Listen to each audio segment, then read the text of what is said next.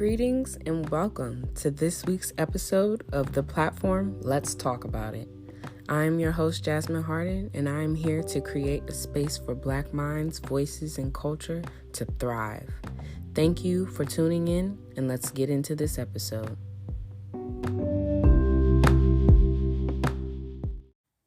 All right, y'all. It is another week back here on the platform Let's Talk About It. I am so grateful and thankful for you guys being here. Go ahead and get comfortable and ready, however you deem fit, with your glass of wine or your cup of coffee, or however you like to, set the mood for this podcast. I am actually really excited about this week's episode. It's been like something that's caused me to really have to dig deep and tap in with my spiritual side and really think about the way I wanted to present this information so that you all would be able to receive where my heart is and where I'm coming from as it pertains to this episode. So thank you again for being here. And I kind of just want to introduce the episode by giving you some insight on what my inspiration was for the episode and like what kind of got us here. So, I would say that I was inspired to do this episode by my own experiences in life, and especially surrounding relationships that I had to come to realize, I should say, were really founded upon trauma bonding. Or trauma bonds. We're definitely going to discuss what trauma bonds means further throughout the episode, but I just wanted to give you that context because this is something that is personal, based off of personal experience. I, like many of people in the world, and maybe even people listening, have been on a healing and wellness journey, and it really got jump-started, honestly, going to college and leaving my parents' house and kind of trying to find my footing as a young adult in the world. And it was intermittent. I can't lie. It was intermittent. The way I was going about it in the beginning was really like, how do I say it nicely? I was focused on what made me feel good and not necessarily what was good for me. And it became very clear that that's how I was going about the approach when the pandemic came. It exposed a lot of things that I was just putting Band-Aids over bullet wounds, as some may say. And I've been actively, since the pandemic, acting as a gardener in my own life, trying to purge and remove things, people, relationships, commitments, expectations, that were hindering my growth. And also learning new methods to deal with, all the life's highs and lows, because something that I've really been accepting as of late is that, suffering and joy are just facts of life. They're not going anywhere. And the faster you accept that, the better off you'll be. So that's something that I've definitely been sitting with as of lately, and really finding moments in my life where I can just find gratitude regardless of what end of that spectrum I'm on, because most times after suffering does come joy. And, while you can't enjoy the joy, suffering comes eventually. So, just finding those moments to just be content regardless is so important in life. Get comfortable. I had to find my comfort level with this topic. This is kind of a heavy topic. Not heavy in the sense of it'll make you sad, but just heavy in the sense that I really want to encourage people to think and critically think about the topic that I'm going to really get into. So I want to be vulnerable and real. This is coming from my heart. I promise you, it's coming from all the love and abundance of love that I feel for the Black community. And while discussing the topic, I think it's important that my listeners know we are all human. And I'm very, very aware that we are all developing at our own pace and that there's no judgment in this space at all. It's just empathy. I lie to you not. If you guys knew the discography of things that I've done in my life that could, be clapped for or might warrant a shaking of head, it just makes us human. The good things, the bad things, everything, sufferings and joy. Like I said, it's about being human. It's a part of life. So it's just empathy. Everything that I'm saying today comes from an empathetic place because I recognize that at the end of the day, some lessons can only be learned through trials. Okay, so my goal is to encourage critical thinking. I've mentioned that before, and I'm going to say it again, and I'm going to say it again, and I'm going to say it again. But seriously, encourage critical thinking and to disrupt your current thought processes, especially as it pertains to Black American culture and its relationship to trauma. Oh, I cannot say that again. We know it's inextricably. Ooh, I said it right, y'all. Usually I say that word wrong, so I'm proud of myself. I'm patting myself on the back on that one. But yes, it is inextricably connected. Anyone who knows anything about Black culture, Black history, Black anything, there is a base, especially in America, there is a baseline understanding that trauma is literally hardwired into the Black existence, the Black experience, as I like to call it. So I recognize that is the case, and I want people to, keep that in the back of their mind, their understanding of that as I go on throughout the episode, but to be open to think deeper and think in different ways about what we're going to talk about, because it is real, and the way that it's discussed is not often discussed the way that I plan on discussing it today. So I encourage the listeners to think about themselves, your family, your friends, your community, youth in your community, Black social culture in general. And I want you to know that my goal is not to judge, shame, attack you, or make you feel bad. Not my goal at all. However, I am challenging you to truly sit with the topics discussed, as I firmly believe and know that these things are happening. They are real, and it is going on in the Black community, whether you want to pay attention or not. And these things are affecting people, whether it's you, people you love, doesn't matter. And as you think about this, if people come to your mind, please don't feel afraid to share this. I feel like if any of the episodes from this season, this is one that I really want people to be able to create conversation with other Black people about. So definitely feel free to share. And I just want to throw a disclaimer out there, just because I know that my community of listeners is kind of targeted more so towards Black people. But I just want to, again, put the disclaimer out there that I am aware that this phenomena of trauma bonding and trauma bonds occurs outside of the context of American culture. And honestly, if you look up trauma bonding right now, you'll probably see something about relationships, toxic relationships, abusive relationships. That's usually the context of which it's discussed openly and more understood. It's more understood in that context of a romantic relationship. So I am aware that it happens outside of the context of Black American culture, that it's pervasive.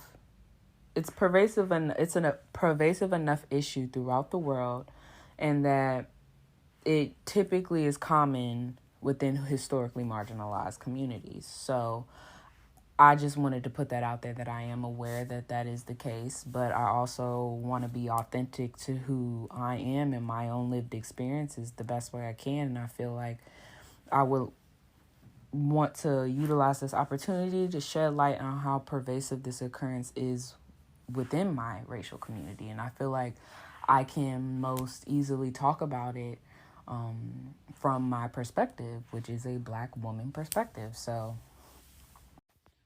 okay, so let's define the word trauma. Just baseline so we can start developing some context. I know I've been talking for a while. I just wanted to give you guys as much insight to where I'm coming from before I because I feel like I'm jumping in the deep end. You can't just throw people in the deep end. You have to kind of warm it up.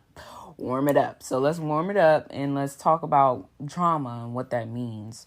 So for the purpose of this episode, trauma just means a deep emotional wound. Because trauma has there's so many different facets of types of trauma and what, is considered traumatic and what is not. So like I said, for the context of this episode, it's just a deep emotional wound. So as far as what and how, it's typically a result of unhealthy or damaging amounts of stress, which some may call toxic stress. It's something you could look up. I'm going to get into the definition, but these are all things you can look up. I'm actually going to put some of the resources I use to get this information and kind of put it in a nice, concise way for you guys in the show notes. So if you're interested in reading those things, I'm going to definitely put them out there. But yeah, so it's a result of unhealthy or damaging amounts of stress, toxic stress, and or stress-inducing environments. So let's go into toxic stress. This is caused by strong, frequent, or prolonged adversity. Say that again. Caused by strong, frequent, or prolonged adversity. This can cause possible disruption to normal development in humans. This is so important when you think about this concept as it relates to the Black community, because of things like epigenetics. Ooh, I said that in one try too. I'm proud. And epigenetics just means how the experience of previous generations can affect those who are present today. And this is a really interesting niche if you really start to get into, scientific relations to the Black community and Black culture, especially social science. And how we as a people have experienced levels of, as toxic stress, strong, frequent, and prolonged adversity historically for generations, and how those prolonged adversities literally changed the genetics of our community. And even genetics, but even socially and the way that we're able to create social ties in our racial community. Trauma responses have become immersed in our culture, so much so that the foundation of Black American culture is, founded upon being able to bond with others based off the ways that we've been able to overcome, and in some cases internalize the American culture, which really was designed to uphold the patriarchy, white supremacy, and capitalism. And I know that was kind of a mouthful. So what I'm really saying there is that we as a people have internalized the images, the projections, the character traits, everything that has been designed to uphold American society and American culture. We got fudged in there, for lack of a better way of putting it. And we know we have. So as a people, as a survival technique, we've kind of figured out a way to take pieces of that culture that we feel can apply to us and that benefit our community, and internalize those other parts that don't necessarily fit us and benefit our community. And we harbor that energy and harbor those thoughts and those subconscious thoughts of how we view each other, how we view ourselves, based off of the, societal norms and societal prototypes of what is deemed, acceptable and unacceptable. So I hope that made sense. I hope that made sense. But yeah, a lot of our culture, when you think about it, even to date, some of the most unified moments in the last 3 to 4 years that I've witnessed were as a result of some triggering or traumatic experience that was publicized and put on the forefront. So not the only thing, not saying that's the only time I've seen people unified, because even then I've seen division, but the most undeniable unity that I've seen in our community, even if it's on different levels and perspectives, has been a result of some triggering traumatic experience. So I think that it's undeniable to say that a lot of our culture as Black Americans is founded upon being able to relate to trauma that other races and people can't relate to on the same level that another Black person can. So let's get into trauma bonding. I got into trauma, so let's get into trauma bonding. Now, trauma bonding, at least my definition, I can't speak for Google and Dr. whoever and whatever. We need to go on with mine. So my definition of the phenomena is that it takes place when feelings of empathy are shared almost instantaneously between people that forge a seemingly deep emotional connection that occurs on the basis of trauma or a traumatic event. And that just means that you know how people say you fall hard fast. Again, that's usually used in a romantic context, but in this context, it's more so like an immediate feeling of a deep connection or emotional connection with another person that is sparked or on the foundation of a traumatic experience or trauma that you've experienced at separate points. But you come together, and that's something that you can relate to, and it creates a relationship. That's my definition. Like I mentioned earlier, it's often mentioned or referenced when speaking on unhealthy romantic relationships or abusive relationships, but I really do believe that there are different manifestations of trauma bonds and what can be considered one, and several different social contexts in which they can be formed. But I'm, trying to focus mainly on how Black culture has internalized our oppression so that parts of Black American culture, has some level of a trauma bond foundation at the center of it. And I find that if you really take time to think about it, especially if anything that I've said thus far is resonating with you, you'll find out that it's probably a good amount of people that you may have those type of relationships with. And even something as obvious as the Black Lives Matter movement, like I said, in the last 3 years, that's probably been one of the more prevalent causes that I've seen really unite Black people in a way that was undeniable in a way. But there's less obvious examples, such as cultural habits of needing to prove their worth through material things, expensive designer labels, that whole idea of, I know y'all know, especially if y'all on social media, and even if you ain't on social media, I know you know people in your city, I know you know people in your area, or you've seen people who have expensive items, material things, possessions, I should say, and flaunt them, or even just feel the need to acknowledge and let people know that they can get it if they want to, that it is nothing for them. It's nothing.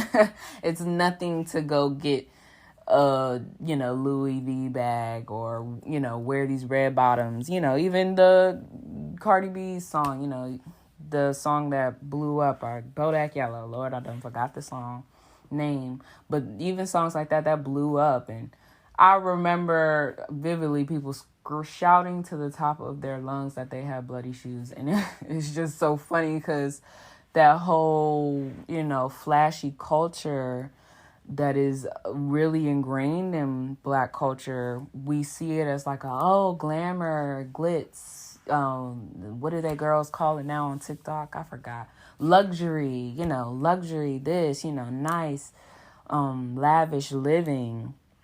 And in reality, like, we put so much worth in that type of lifestyle that we don't even really realize that all it's doing is promoting consumer culture. It's just making Black people make these white people's pockets very full and not building much capital in our own community. It has a little bit more, especially since, like I said, the economic move, the economic chess move of the Black Lives Matter. I could get into that in a different episode, but yeah, the whole, promoting Black business thing that seemingly came after George Floyd's murder, may he rest in peace. But yes, so with that, I kind of got off on a tangent, but all that to say that there, whether it's a positive trauma bond, like we said with the Black Lives Matter movement, coming together, speaking out and having a voice, or it's the not so positive idea of proving your worth to people through material things that doesn't really benefit anybody but white people, like calling a spade. And it's just interesting because there is an undeniable connection between consumer culture and Black culture. So I just had to point that out, that is a literal sign of trauma bonding. I mean, not trauma bonding, but ways that we bond with other Black people, or we try to forge bonds with other Black people off the basis of things that literally are not productive for our community at all. If anything, they're based off of very triggering, traumatic truths, historical truths of American society when you really peel back the layers. So if you want to make that I can make that. I'm not trying to get too deep into that. That's a whole separate episode. And if you're interested in me getting into something like that, how consumer culture and Black culture is literally like hand in hand, please feel free to let me know in the show comments. I mean, not in the show comments, on Instagram. DM me on Instagram, the podcast Instagram, Twitter, voice messages on Anchor. Any way that you feel like you can, email, however you want to get in contact. I would love to hear any episode ideas that you may have gotten sparked from any of the episodes that I've been doing thus far. Well, I want to kind of talk about some signs of trauma bonds. Like, well, okay, Jazz, you talking about trauma bonds, you talked about what it is, you talked about trauma, you talked about this, you talked about its connection to the Black community, but what do I do with this information? How do I know when to find out or look for signs of this taking place? So I really want you to take a moment, breathe. Thank God for being here today, for having the opportunity to, conquer this thing called life, a chance at it. And I really just want you to relax, close your eyes, and think about some of the stuff that I'm about to list, and think as I'm reading it, really tap in with your inner consciousness and feel if these things are resonating with you, and feel where they're resonating with you, and feel if it's in your heart area, your chest, or in your stomach, or in your head. Or in your head, I mean like your sinuses, that area, the front of your frontal lobe, as some may call it. Where is it physically convicting you as I read these things? So some of the signs include meeting or connecting with another person at a traumatic point in life. That's usually a telltale. You primarily or almost exclusively only discuss drama or trauma. If the relationship, a lot of the conversations and everything that you have going on feels drama and trauma centered, that's usually a sign as well. So, another one is finding comfort in knowing that the other person is just as damaged as you are, or just as wounded as you are, and not even just that, but you appreciate their wounds. I mean, you appreciate them more as a person for their wounds. I find that so interesting, especially in the context of black people connecting to other black people, because I remember growing up, I should say, in elementary school. I went to a very, very, very black school growing up. Not very, very black, like, oh, it was just like, oh, the culture was just super black, but no, like, literally over 95%. I would even go with 99. 99% of the people that I went to school with were black. We would have jokes about like whose parents were the most strict parents and who got the worst beatings. Like whose parents was really like, oh yeah, you don't want to go over their house and start acting wild because everybody getting a whooping, like that type of bonding. And as a kid, we're just laughing and finding funniness in the whole idea of like your friend getting beaten by their mom, who every time you see them is smiling and giving you food or giving you hugs and being nice. So, as a kid, you're not thinking that hard, but as an adult, when you're thinking a little bit more critically about the situation, you can see that like that really was bonding over literal consequences of slavery. I feel like the reason why black people beat their children the way that they do and at the levels that they do is because of the internalized idea that like that's the way to straighten out, bad behavior. Fear tactics is the way to straighten out respect issues and things of that nature. So, yeah. Another one is the relationship or bond may feel addictive in that being with them doesn't even really make you feel good anymore necessarily, or being connected to the person when you're around the person, you don't really feel good being with them, but being with them alleviates any symptoms of withdrawals that you may be having if you weren't with them, whether the withdrawals come from not being around them or just fear of being alone, because fear of being alone is a very, very big fear that a lot of people operate in. And I just want to reference a little story, a personal story of my own, that I'm going to title The Broken Heart Club, which is just my little funny way of saying that there was a point in my life where I invested a lot of time and effort into sustaining friendships that when I became very brutally honest with myself, I put a lot of capital and worth into, because I didn't really want to deal with the hassle of ending the friendship. And I even knew it was not healthy, and I didn't want to deal with the loneliness that would have ensued after ending the friendship or relationship, because I knew that by sustaining the friendship, even if I didn't really feel like doing it sometimes, I knew that it would pay off, because at that time I was not in the most healthiest state of mind. I was treating myself very badly. I wasn't operating from a place of self-love.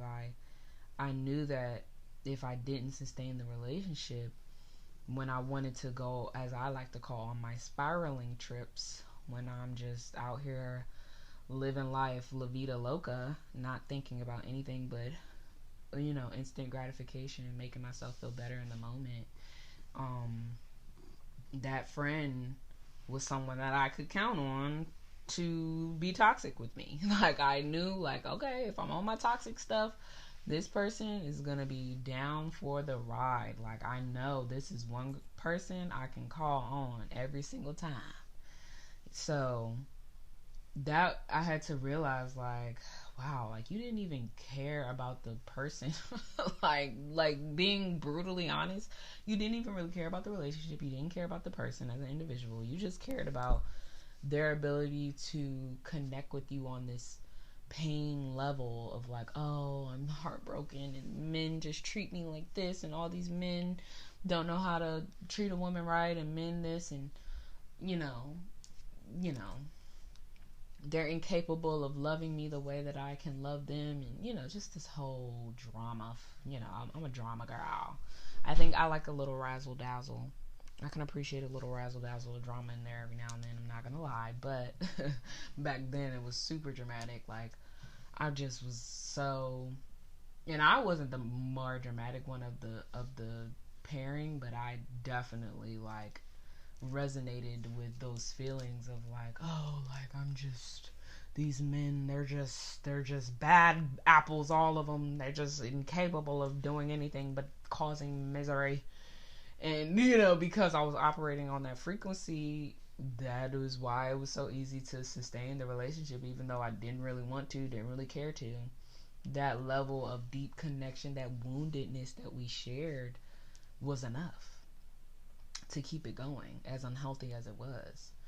And that kind of goes into the next sign. The last one that I have is that both parties are typically actively depressed or going through some type of mental depressive episode where they're not operating in their highest abilities and their highest good, spiritual good. And another example I would like to mention is that I found funny when I was thinking about this episode was the COVID lockdowns, and how I know y'all saw, I know I did, a lot of jokes about how liquor store lines were, like, the longest anyone had ever seen. And, like, yes, we laughed because it was ridiculous. Those lines were hilarious when you really saw them.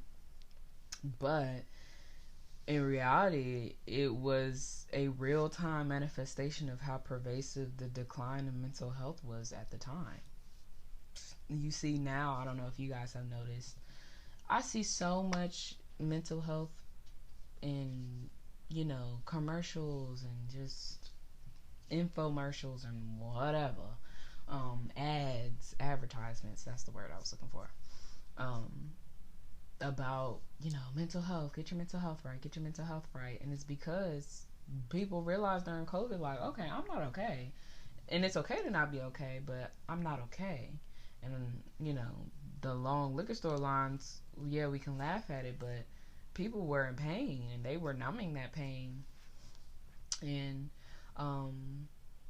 yeah, and it's just so many examples that I could go into, but I just wanted to give that little excerpt to give you some context of, like, okay, I can relate to that, or I've definitely experienced that type of relationship before. And it's just important to be able to recognize that as a Black community,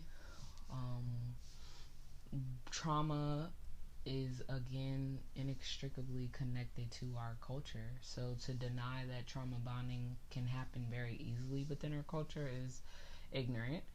But finding a place for the trauma bond in your life is really what I'm trying to, like, drive in this episode. That, like, not just outright saying trauma bond bad. Oh, bad. You trauma bond, it's bad. But if a trauma bond is the foundation of a relationship, that is something to be wary of, because that will not be able to sustain itself, because you become addicted to the suffering that you guys provide one another. You guys provide that feeling of misery, that saying, misery loves company. You provide that for one another, so it so easily can become a cycle. And I just want to acknowledge that trauma bonds within themselves are not bad, but they should have a very, very small place in your life, and they shouldn't be the basis of the majority of your relationships.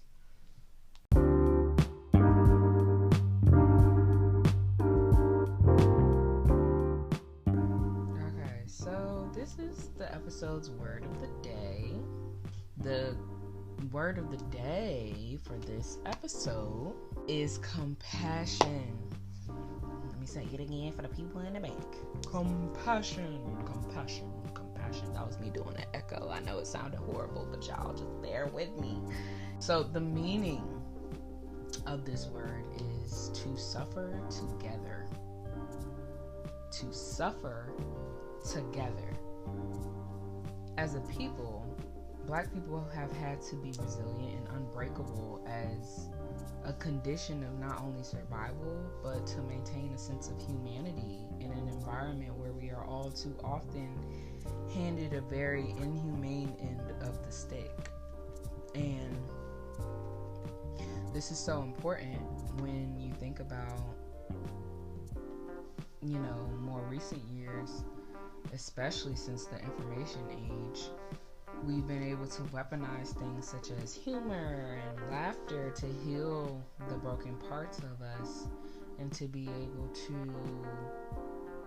I won't say broken, the damaged parts of us, to be able to cope with generational trauma that is quite literally hardwired into our DNA. It is a proven fact. Look it up. Trauma is hardwired into Black people's DNA. Genetic mutations have happened because of the levels of trauma we've experienced as a people. Going back to that epigenetics commentary that I made earlier. And I'm not saying that we don't deserve to laugh. Before you take that as me saying like, oh, we're just trauma bond, all we can do is trauma bond, and we just have so much trauma in our lives, and all we can do is exist and thrive off of trauma. That's actually the exact opposite of what I'm getting at. So if that's what you're receiving, I need you to press pause and start it from the beginning. That's not what I'm saying. I'm getting at the fact that we do deserve to be able to have humor and laugh and be human, and be able to find humor in things, sufferings and joy, like I said, and things that are a part of life. But I challenge anyone listening to consider compassion first. The next time you are presented with a situation where you see another person of color being treated anything less than human. I say this primarily because our humor is oftentimes, as a community, at the expense of tearing down another Black person's self-esteem, confidence, and pride. The intention of humor can come from a compassionate place even, or to show relatability at the least. But I encourage you to put yourself in someone else's shoes and to live the experience with them, suffer with them, suffer together through the lens of kindness. Taking small efforts like this can be the most minuscule seeming investment to participate in building a community or culture, but it has such a huge purpose in creating a culture of people filled with pride and compassion and love for their brothers and sisters. And it takes one day at a time. Things take time. Anything worth having is going to take time. So I encourage everyone to find moments where you can extend compassion, where you can suffer with another Black person through a lens of kindness, and not just assuming that you can put a band-aid over a bullet wound with laughter and with kindness, and not that laughter and not kindness, but laughter is not healing. The energy of laughter is not healing within itself, because I genuinely believe that it is.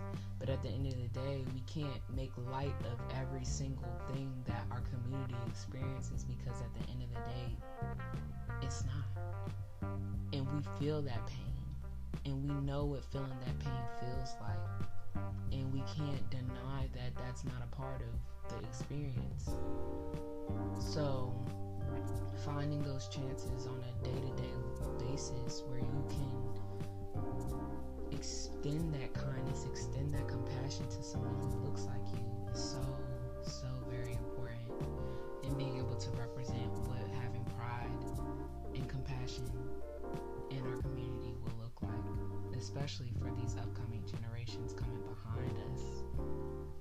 They see so much of us laughing and tearing each other down on social media and hearing our conversations that we don't get a lot of representation of Black people being kind and being loving and being fierce protectors and lovers of their communities.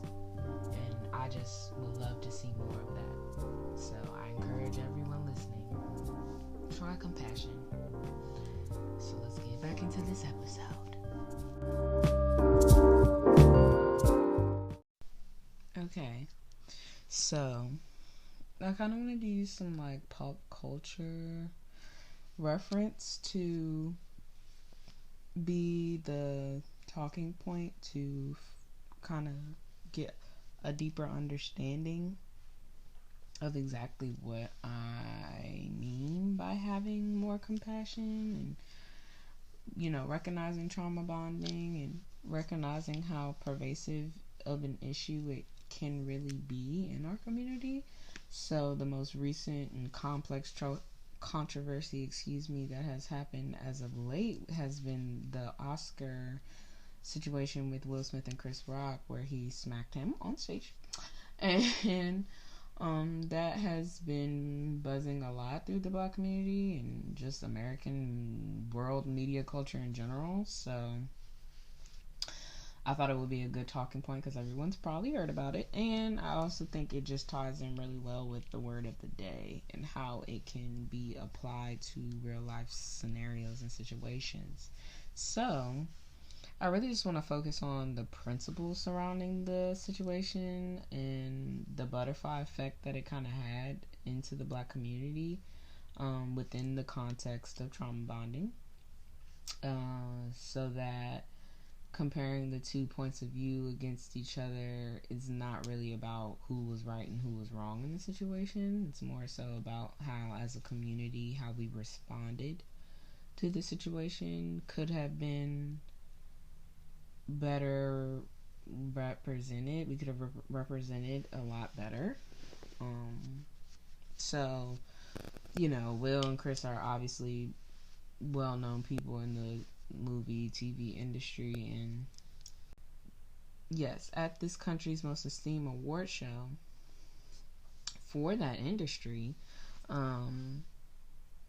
this slap took place for the world and their colleagues to watch and see. So this is important to recognize, especially because the audience level or the magnitude of the audience level is so important to consider when thinking about the level of pressure applied to this situation and the scenario that it all unfolded.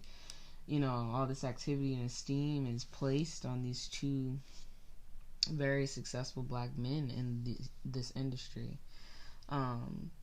So I just wanted to add that because I really do believe that it should be a night where, as a Black person in the industry, at least this is my opinion. You can have a different opinion, and I'm not forcing my opinion down anyone's throat, but I do truly believe that as a Black person in that industry on a night like that, there should be an extreme level of pride taken when tasked with being a representative for the Black community, whether, again, you want to be or not. That's just how the cards are laid out. That is the country and the world we live in. So, it's obvious Will reacted off of pure emotion at the time. That's very evident. Very evident. I wanted to kind of speak on how there could have been time spent truly considering the gravity of what he was doing before he did it. I know it was a reaction and not necessarily a response, but he's old enough, his brain is developed enough, he's been in the game long enough to know how to critically think in a situation like that. I'm sure that's not the first joke that Jada has been offended by, that they have had to sit together and they've endured. And I'm not saying that that means he should just keep enduring disrespect or what he deems as disrespect. But I do think that it could have still been handled much differently, and in a way that was had so much more class and still got the point across, and wasn't just coming from an emotional place, but coming from an emotionally logical place. And I know emotion and logic don't really go hand in hand, but in a moment like that, I think is when it has to, or it should. And Chris, he obviously felt an enormous sense of responsibility to not make himself look bad, or any worse, at least, than he could. Even if it wasn't just for himself, I think he felt a sense of responsibility for the black community as well, because we all know if two black men would have just started brawling at the Oscars, that would have been very, very, very, very, very unfortunate. The situation is already unfortunate, but it would have been even more unfortunate.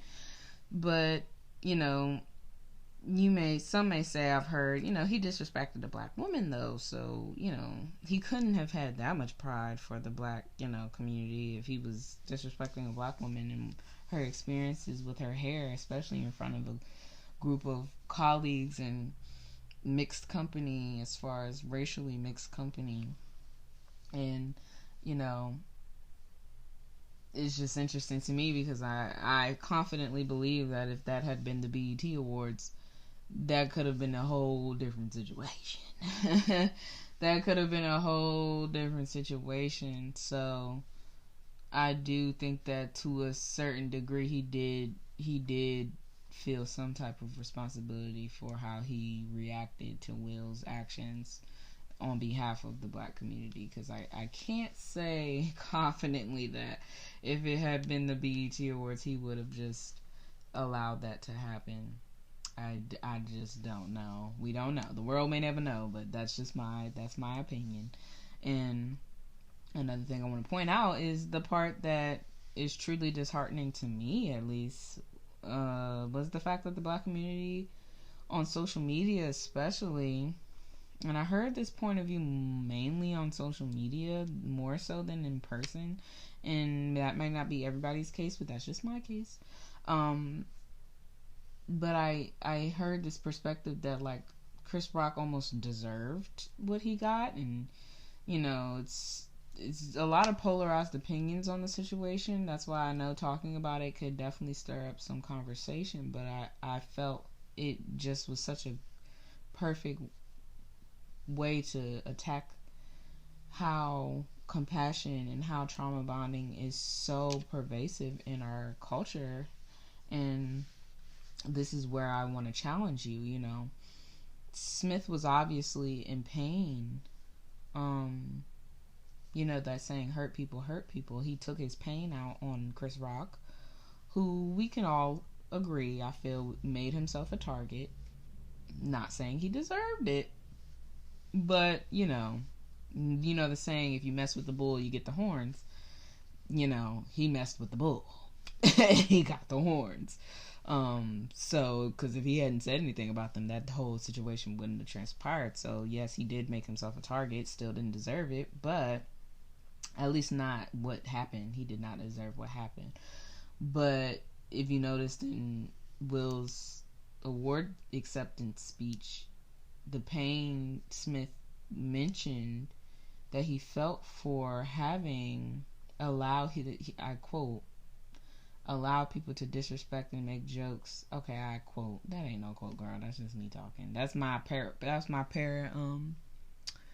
My paraphrased version of what he said, but he just mentioned how he has had to allow people to disrespect and make jokes about him and his loved ones while standing through it and smiling through the hurt.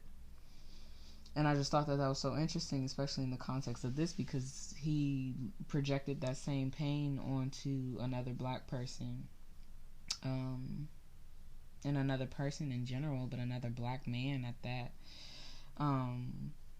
That exact same pain he literally projected onto Chris Rock, just perpetuating this cycle of pain, of humiliation, and of embarrassment, and what that feels like and what that can do to the confidence and esteem of a black man. And, you know, people were so quick to choose sides and, you know, whose pain matters the most and whose pain is justified in the matter, that I really truly feel we've lost sight as to, like, seeing that two successful black men, their brands, their names have now been tarnished. And this took place in front of the world to see, who are not compassionate to the black experience. And if they are, and they're not black, they can only understand the black experience to a certain extent. So that just makes the situation even more egregious, because it happened in front of people who don't understand that the level of pain isn't just the angry black man trope. It's a cycle of pain. It's a triggering of pain. It's a triggering of trauma that has happened, that has been manifested into violence. But it's not because black people are just angry and violent. It's because there's a level of misunderstanding of how to deal with this level of pain, because most people don't know how to. We don't have a lot of black people in fields teaching people and educating people and being, you know, I'm not saying we don't have them, but we don't have easily accessible. I feel like it's become more accessible as time has gone on, but to this day I know that there are still people out there who don't live in heavily densely black communities that may be struggling with finding that representation and finding those people that can help them understand the feelings that they may feel, the triggers that they may be experiencing, that like only another black person will be able to relate to and show compassion towards, to be able to suffer, like we said, to be able to suffer with me instead of, you know, looking at me through a lens of sympathy and feeling bad and pitying the situation. And our response as a community was a manifestation of how black people will trauma bond to people in situations because of the way they were triggered by a situation. I noticed that, you know, men with wives may have gravitated more towards Smith's point of view about the situation, and even black women, you know, they empathize with Will because of the way that we know there's trauma and triggers connected to our hair and what's acceptable in society and black hair. And, you know, we understood, even if we hadn't experienced, I have even personally experienced alopecia, so, and it was bad. I experienced it when I was really, really young, so I felt her pain. Like, I genuinely understood what it feels like to have someone make fun of something that they have no idea the extent of which something is infecting you, and making light of it and not really knowing the gravity of their words and how it's belittling your experience. So I just say all that to say I challenge my listeners to really be more aware of the ways that they can be compassionate to those who experience the struggles that we experience and can relate, and do it from a respectful place without, you know, jading your ability to process the world around you. You know, just like the word of the day mentions, compassion means suffering together. And we have to take the initiative and possess tenacious pride for our community in order to combat these everyday experiences of how one may be letting their past of ancestral trauma and ancestral pain to be a compass for your future and even your present. Next time you feel triggered by something that has happened to another Black person, take time to understand how you can stand with that person in their suffering from a kind, compassionate, loving, empathetic place. The little changes like that, you will be surprised how if you invest day to day in doing things like that, the way that it will help shape the way we view each other, and how it will help invest in building a community one day at a time.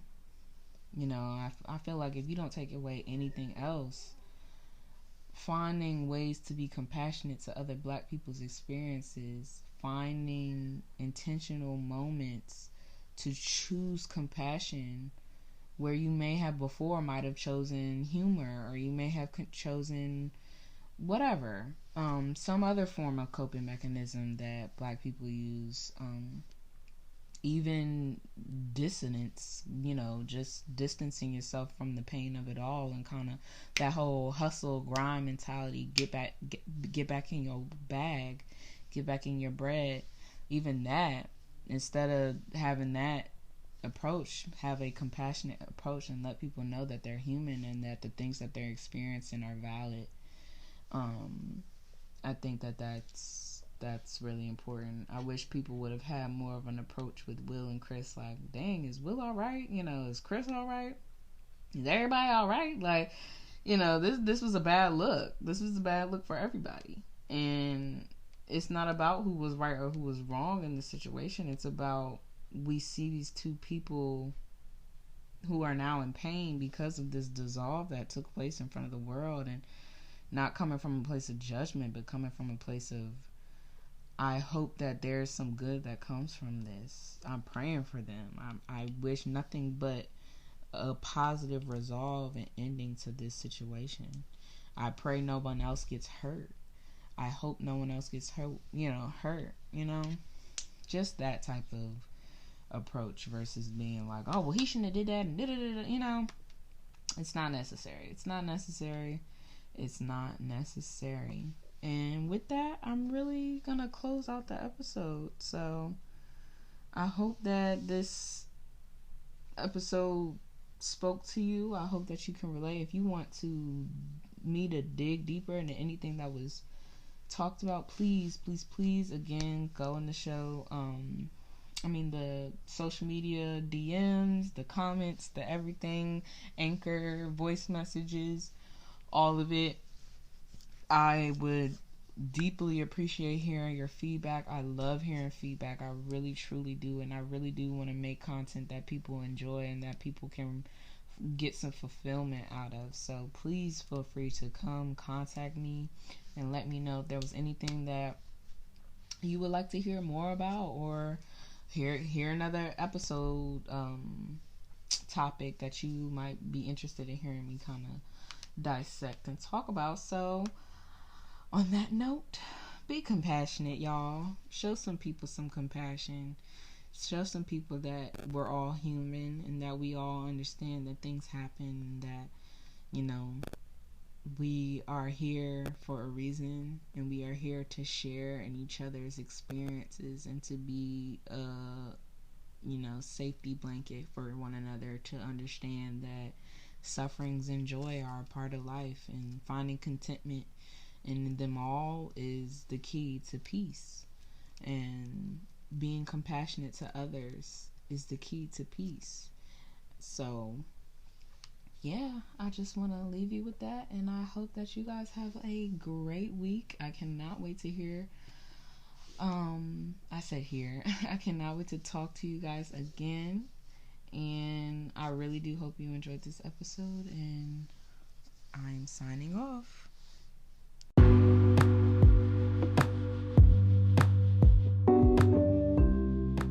I just want to express my gratitude for you taking time out of your day to share this space with me. I hope this episode was meaningful and you leave feeling enriched. I appreciate you for being a part of this community of listeners.